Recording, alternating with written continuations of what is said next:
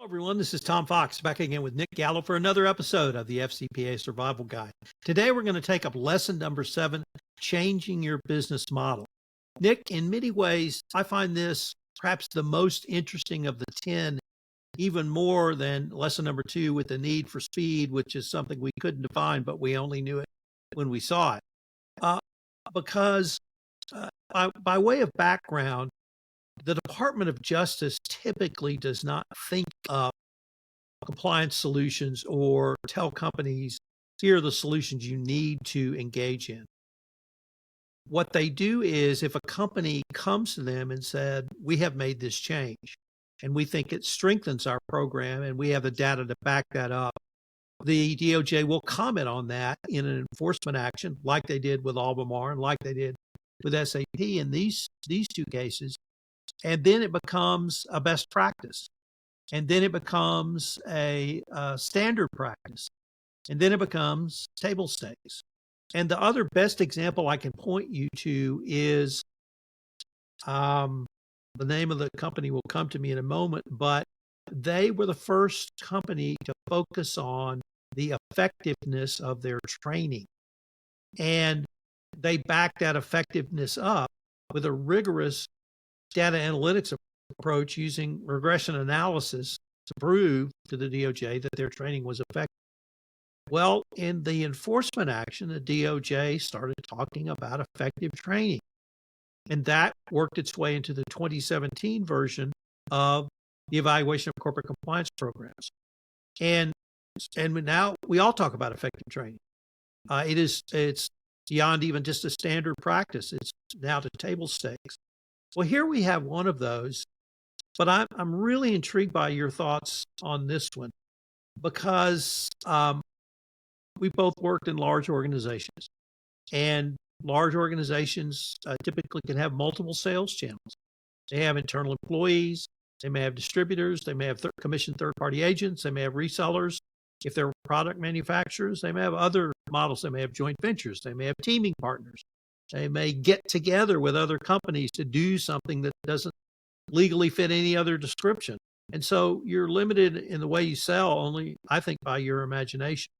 But both Albemarle and SAP changed their approach to sales and their sales team. So with Albemarle, they actually did away with third-party agents, and they brought all sales internal. And they made it clear that they didn't want any risk with any third parties. SAP eliminated their third-party sales commissions model globally. And so they created a cutback on other third parties. And on the internal side, SAP adjusted internal compensation to align with compliance objectives.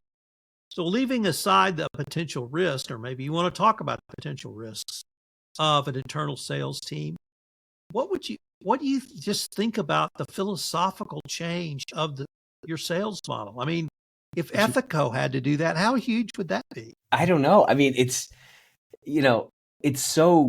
so crazy to me.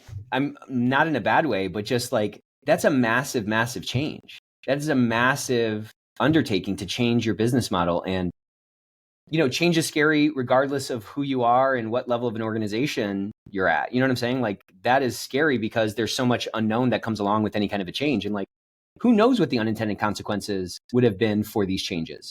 I mean, it just takes a real steady hand and like a real long-term vision and an authentic prioritization for, integrity or fixing these kind of compliance issues to even entertain something as big as doing away with all the third parties. And we're just going to have, our own people do the sales. I think it's staggering. It's commendable. And it's also setting a precedent from the DOJ's perspective of like what serious looks like. Back to your point about effective training, somebody said, here's what effectiveness looks like. And they're like, okay, cool. Well, effectiveness can be sort of proven to some degree. Okay, great. Now that's the standard. Okay, so this is raising the bar for what like an authentic pursuit of, a compliant solution or a compliant business is.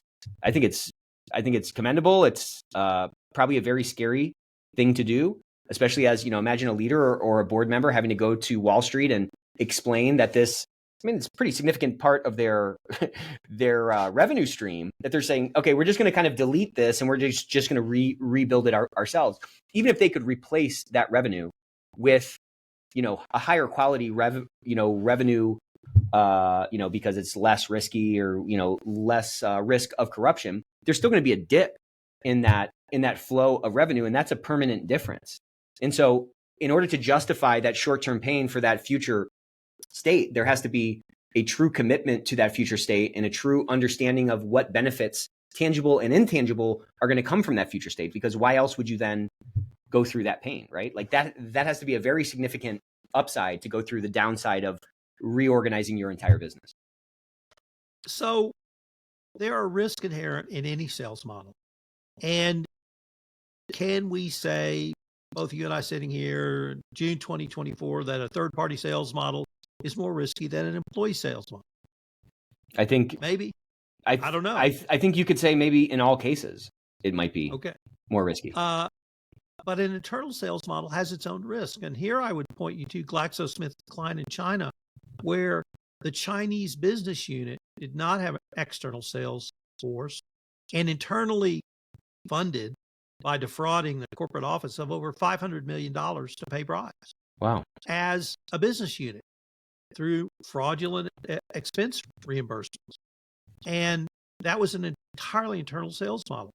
And so I've always kind of held that up as, there are risks for the internal sales model. And you have to train, you have to put controls in place, you have to monitor those controls. That's a good point. Approve. So number one is the sort of risk analysis. Obviously, the risk appetite for your company. But let me throw one other thing. And this came from a fellow named Jay Martin, who was a longtime CCO at an oilfield service company called Baker Hughes in Houston, Texas. And Jay maintained that there was actually a business reason for going to internal sales. And it was the following: you never wanted to have someone between you and your customer. Okay. You wanted to have a direct relationship with your customer at all times. No matter what the risk, but putting in an appropriate risk management strategy. So he argued that Baker Hughes should get away from third-party commission sales agents from the business perspective. I knew I threw a lot at you there, but how would you kind of, if someone came to you and said, help us think through it?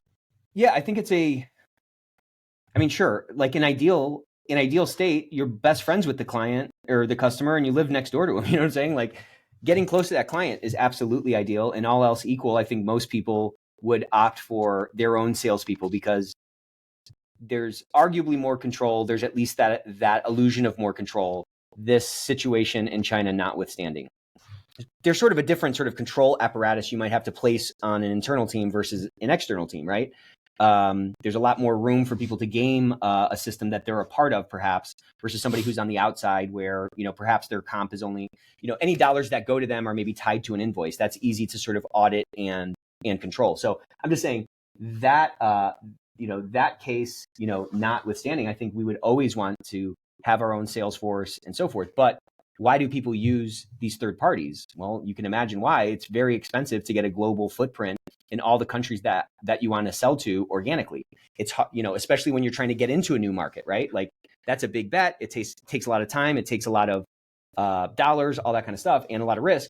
And so people use these third parties because they already have a footprint in that new market that they're trying to get into. And it feels, at least in the short term, it's all kind of about time horizon at some level. It feels in the short term sort of a no-brainer from a risk return perspective to go ahead and engage those folks. And that's why that model is used so pervasively.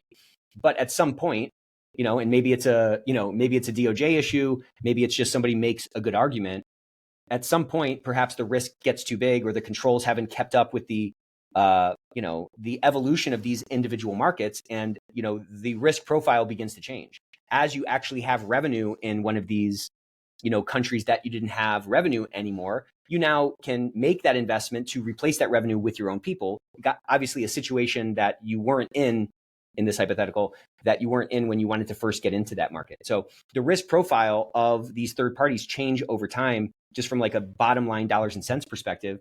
I find that most folks treat things like this business model questions the same way that they treat their 401k, kind of that set it and forget it, right? A lot of people inherit the business model that they, are subject to when they step into a role. And many people don't even really consider changing that kind of stuff. So I think there's a lot in it, a lot of risk in it, but also a lot of opportunity if you can put yourself in that situation to bring those folks in-house, Nick, let me pick up on something you said a little bit earlier, and that was, how do you explain this to the market? And let me expand that to what if you're a portfolio company in a private equity company or owned by a private equity company? What about a bank that's loaned you money? What about an insurance company that may have insured you based upon a certain set of assumptions and risks? How would you, and then let me tie that to something you just mentioned, which was the financial incentives vis-a-vis the risks. How would you help someone explain, this is what we're going to change, this is the reason we're going to change, and this is how we're going to manage that change? Is that a compliance discussion? Is it a legal discussion? Is it a financial discussion? Is it all of the above? Yeah, I would say it's probably all of the above, and the mix of those different areas that you just mentioned is going to change depending on who that adversary or who that audience is, The DOJ coming in, or just even leveraging this precedent that's been set by Albemarle or SAP, can be enough to start that kind of persuasion conversation if in fact that course of action is the right thing, to pursue. At the end of the day, it ends up just being kind of it's a sale. You have to sell this idea, and some people are going to buy it, and some people are going to see the vision for that future, and some people are going to say, this isn't worth it.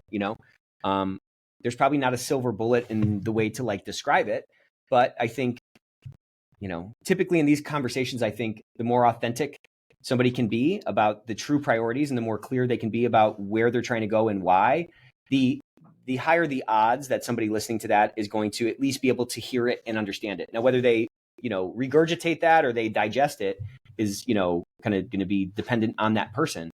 But I mean, there's myriad reasons to, if we were having a debate about this and I was on the side of saying we need to change our business model, well, I can come up with a bunch of different arguments for why that's beneficial. From a long-term perspective, from a getting in trouble, on and on and on. It's just a question of are we willing to have that conversation, first of all, and can we put it in a compelling way that's going to resonate with whoever we're trying to convince? Nick, that seems like a great place to end this episode. I hope our listeners will join us again next week for lesson number 8, enhancing your compliance program. I can't wait.